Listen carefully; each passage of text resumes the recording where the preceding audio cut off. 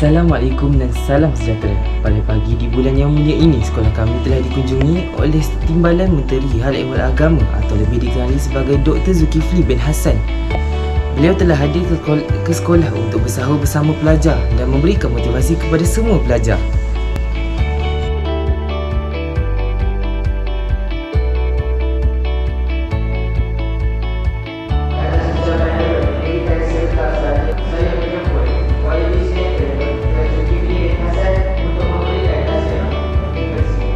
Sebanyak tuntutlah ilmu berguru sebaik.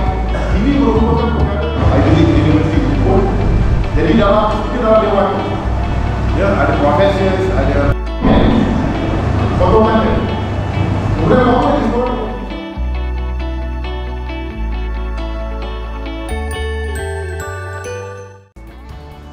Pada hari ini, sekolah kami telah didatangi oleh beberapa orang VIP, iaitu Dr. Zulkifli bin Hassan, Tuan Haji Wan Ahmad Salahuddin bin Wan Ahmad Rafai, Encik Saiful Bahrin bin Sulaiman, Encik Faizal bin Umar, Encik Muhammad Salahuddin bin Kamaluddin, Encik Muhammad Syukri bin Zainal Bahri. Okey, alhamdulillah. Hari ini saya berada di SMK Slim River, datang subuh untuk bersahur dengan anak-anak semua.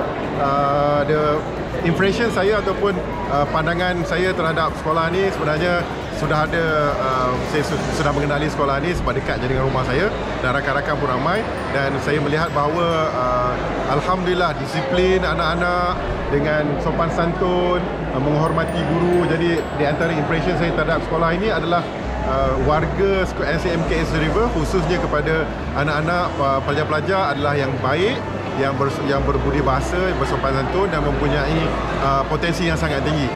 Kepada para pelajar, insya-Allah alhamdulillah saya mengharapkan kepada para pelajar untuk fokus. Sebagai anak muda, dia ada banyak gangguan, disruptions. Jadi saya mengharapkan kepada semua untuk berdisiplin dan fokus kepada apa yang perlu dilakukan. Kerana ada banyak gangguan-gangguan kepada anak muda seperti internet, seperti smart devices, gadget-gadget, kemudian ada pula hiburan-hiburan yang lain. Jadi kita perlu menguruskan masa kita sebaiknya.